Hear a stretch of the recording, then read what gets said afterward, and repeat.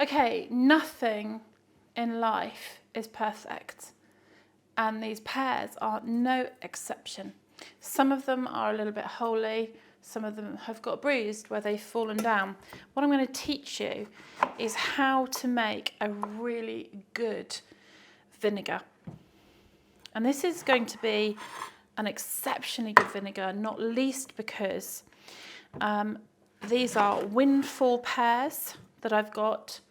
I'm going to use a vinegar mother, but because these pears have sat in a basket and there's a little bit of mould, I'm going to show you how you can make it a members only club really quickly so that you know that your vinegar isn't going to ruin. So what I've got on the table here is I've got some sugar. I've got vanilla sugar that I made previously using some vanilla from Uganda. I've also got the organic windfall fruit. I'm going to cut out any bits that I don't want, whether it's insect bits and pieces, bruises. I've also given them a quick rinse. Here I've got a mother, and not my mother, but the mother are some polysaccharide bits and pieces. I've got fruit flies flying around, getting very excited because they can smell that ethanol and alcohol coming off there. That says to them that this is a good place to come and breed and eat. But I've also got an organic raw apple cider vinegar that is going to be very useful. And I've got some of the beautiful vanilla that has been sent to me from Uganda that you can also purchase if you want some. They're limited edition. I'm not going to promise they're always in stock. It really depends on the harvest and whether or not we've been sent any. But if you can get your hands on it, this is exceptionally good quality vanilla, and I know the families personally. I've been out and harvested the vanilla with them in Uganda.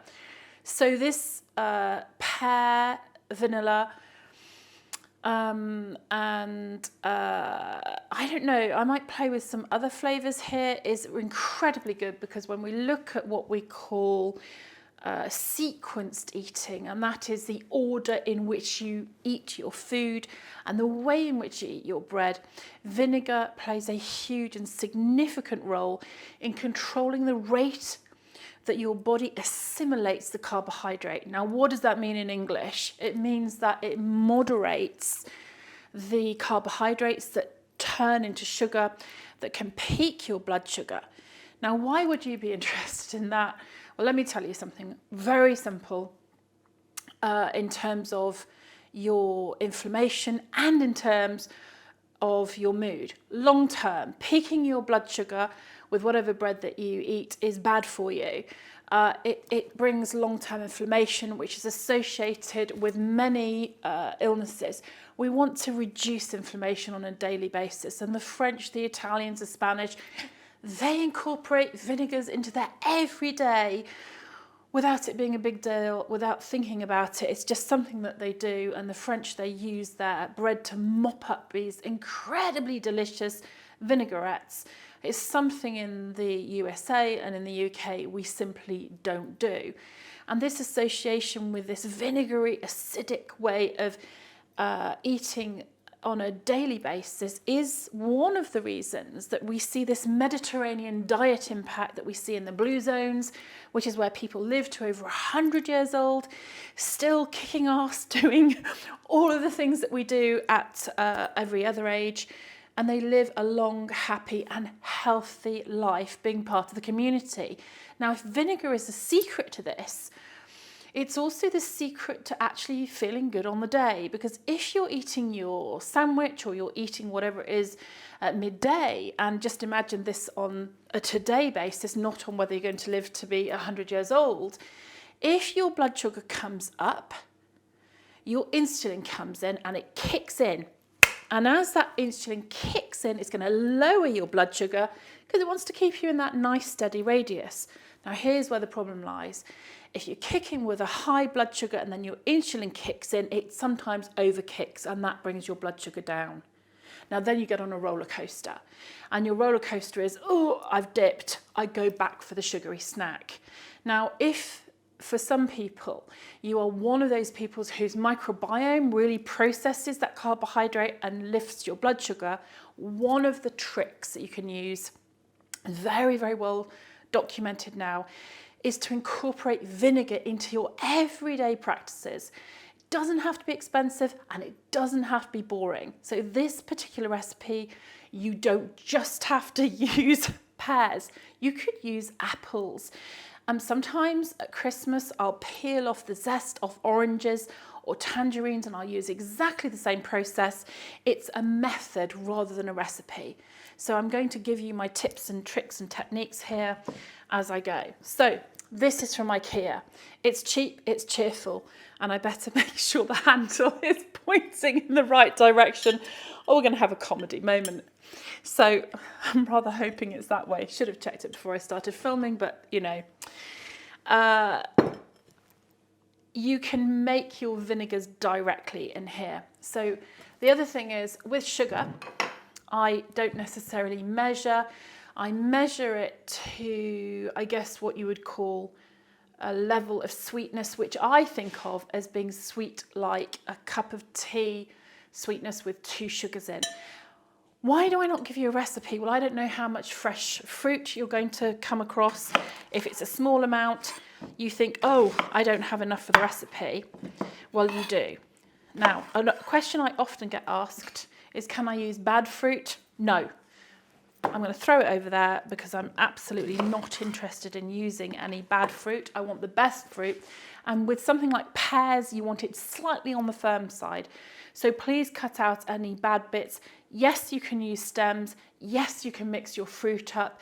No, it doesn't have to be organic, but if it's not organic and you suspect that it has been sprayed, I would strongly suggest that you don't use anything that you think has been sprayed. I really don't think it's a good idea. So in here, I'm putting some vanilla sugar. You can see bits of old vanilla falling in there. Now I do this quite often, so I've kind of got a reasonably good idea of how much sugar goes in. But if you're not sure, add a little bit of sugar and then add a little bit of water and just go to taste. So I'm going to put a few more vanilla pods in here.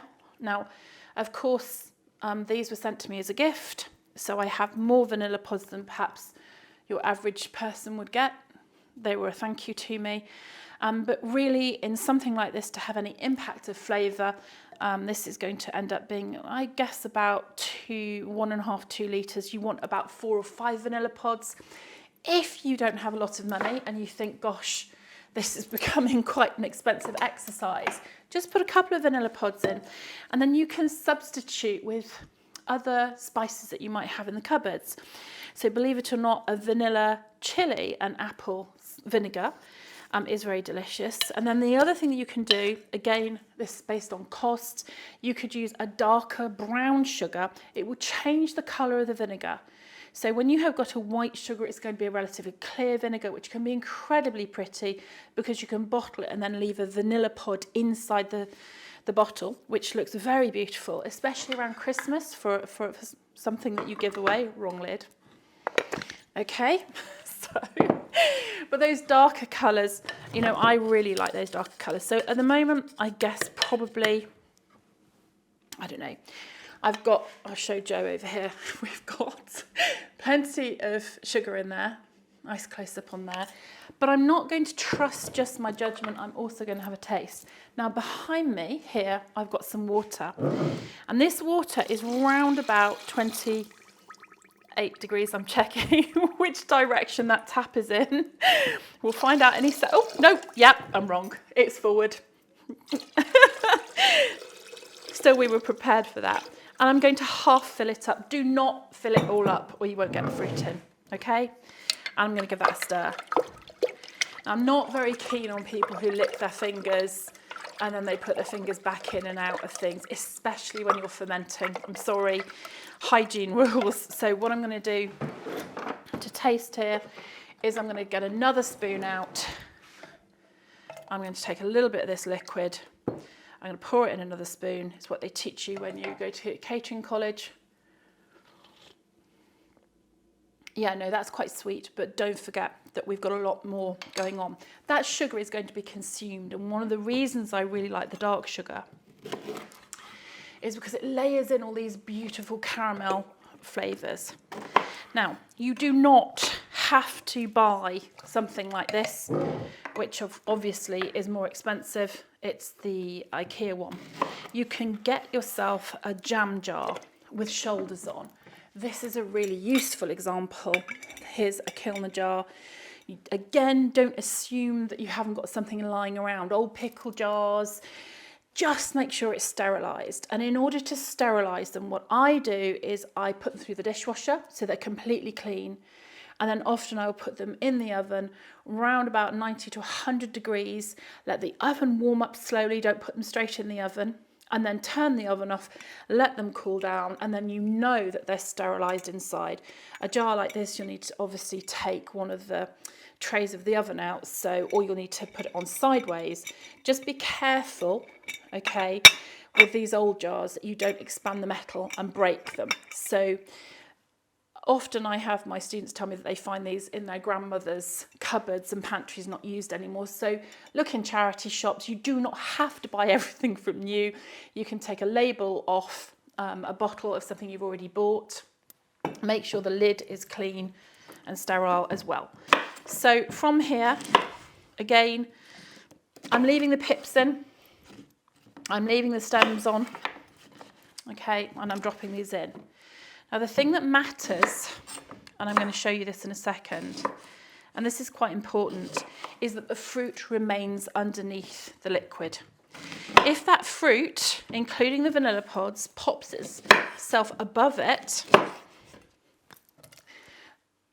any mould in the air or any other kind of pathogens are going to go, oh, that smells good. Oh, I'd love to go and get my chops around that. Some nice vanilla, some lovely, delicious, organic windfall pears. I am going to go and settle on this. But what we're going to do is we're going to turn this into, oops, that feels wrong, a members only club. And that's what I'm about to show you how to do. So rough chop, rough chop, rough chop. Again, cutting out anything bad. Now these I don't throw away. I've got the chickens outside. They're going to have a feast.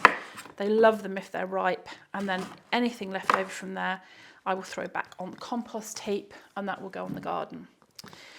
So don't worry if you haven't quite got enough of one particular fruit. As I said, if I wanted to, I could carry on and fill this up with other fruits.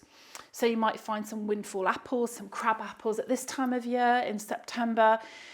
I might go and pick some rose hips, take some Wellington boots. There are always stinging nettles under wild dog roses. Make sure it's not on land that has been sprayed or there's any chemicals on there, and make sure that you've got the landowner's permission, or at least you have permission to be foraging. But in here, pear and rose hip would work beautifully. Pear and blackberries would also work incredibly well with a little bit of star anise and vanilla. They are really good combinations. Another combination might be a little bit of fennel in there, fennel and pear. That's another combo that works beautifully, and so does cinnamon and ginger. So you don't have to just stick to the vanilla, but what the vanilla does is it lifts this top note and makes your vinegar sing. So when you make a nice vinaigrette with it, you get this back note, you get this lovely flavour in there. Plus you can actually go and take your vinegar and give it as a gift, and you will find that people are delighted when they have a gift given back to them, especially if you've taken some of the pears out of your neighbour's garden and foraged them. Now, I talked about making a members only club. This is what I'm doing. I am back filling with some vinegar. Now I could use one of the vinegars that I made last year, which would be perfectly usable. This one, and I actually know the family, I met them years ago, lovely family, Aspel. This is a raw organic cider vinegar. It won the Great Taste Awards. It's lovely. Oh, that smells good. Any kind of vinegar will give you what you need. Now, if you don't have a mother, meaning that kind of gelatinous finish that we've got on here, you can see this is one of the mothers that came from a previous vinegar.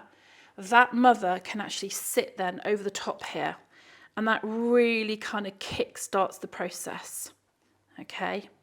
And I don't want any of the fruit to be open to the air. So this is really acidic, and it becomes, like I said, a members only club, because most of those pathogenic microbes, anything like E. coli, Staphylococcus aureus that you might have on your own body, anything like any molds, any yeast that don't need to be in there, they actually can't stomach that acidity. And it's a bit like the Wizard of Oz, you know, when Dorothy throws that water on that wicked witch and she sort of starts melting. Melting. This is exactly what is happening with this now. So this is a very private members only club. I'm going to top up with a few more. I've got some in the pantry. That will get topped up, and then that vinegar will be left to ferment over a period of weeks. It could be as little as 3 or 4 weeks. Having that tap underneath means I can try it. You can have a tiny, tiny sip. You are really looking for it to reach that wang that you would recognise as being vinegar. Now, if you haven't put enough sugar in, and it's not sweet enough, there will not be enough food in there for the microbes to munch on the sugar and turn it into acetic acid. Therefore, it will not get acidic enough. So that's something you have to just pay attention to. Think a sweet cup of tea. There are recipe books. There are many, many recipes online. Personally, I think having recipe books is fantastic. But of course, when I'm foraging and then when I'm doing various bits and pieces, I personally don't particularly like being limited to a recipe that has got an exact amount of whatever it is that I'm using. But there are many recipe books out there. My tutorial is really to inspire you to understand why you need a certain amount of sugar, to understand that the acidity precludes microbes that are pathogenic, and also to really connect to the process itself of tasting, understanding. And by using a good, I can use sometimes as much as a bottle in here of vinegar, and this top level of vinegar now, that really does acidify this. And I know that you might think it's an expensive thing to do, but you're going to get this vinegar back. That mother can be kept afterwards. You do not have to throw it away. If you have a significant amount of the mothers, you can dry it, which is a very strange thing to do. And some people will use a dried one. I've got one over there. I personally don't use my dried ones. I think it really kind of knocks out some of the microbes. You can feed it to your chickens if you happen to be someone who keeps chickens. Many people will tell you that it's very, very good for the microbiome of the chickens. I don't know personally, but my chickens do enjoy, and they really get excited if I throw one of these in. Or you can use it for your next vinegar, or of course you can give it away to your friends and neighbours. Personally, I just reuse them and I distribute them to my Sourdough Club members, to my students. I never really have too many of them. But if you want to keep them, which you may not want to use it immediately, pop it in like this, pop it in a jar, top it up with a little bit of vinegar, pour it in, pop it in the fridge, and I've kept them for nearly 5, 6, 7 months and they haven't actually changed in any way, shape or form. So if you have a favourite one, and you've used all your vinegar up and you decanted it, don't think, oh, I have to throw it away. You can store it until you are next ready to use it. And you don't need a large piece of it. You can actually keep a small piece because it's like a sourdough starter in the sense that it is an inoculation, and that then encourages the next batch to make. Now, how will I use the vinegar? Well, in many different ways. I make shrubs with it. So I love having a little bit of water, sometimes fizzy water with a little bit of vinegar with my meal. Sometimes I'll make a vinaigrette with it. If I want something sweet, I will boil up the vinegar with another teaspoon of sugar, often brown sugar, And I actually use that as a sort of molasses that I can pour over something sweet. So if I had an apple pie, for example, I'd quite happily drizzle an apple pie with a sweet vinegar that's gone over the top. I also use it, oddly, for when I do the canning, and when I'm sterilising, I use the vinegar just to put around the rim of the jars, and that gets rid of any fat, enabling you to seal your jars correctly if you're ever doing any canning. You can also make cough syrup with vinegar. There are multiple uses, but what you do have is you have a product that is versatile. You can clean with it. Sometimes I'll put it into a spray, especially if I use orange peel and I leave the pith in there. It's quite bitter.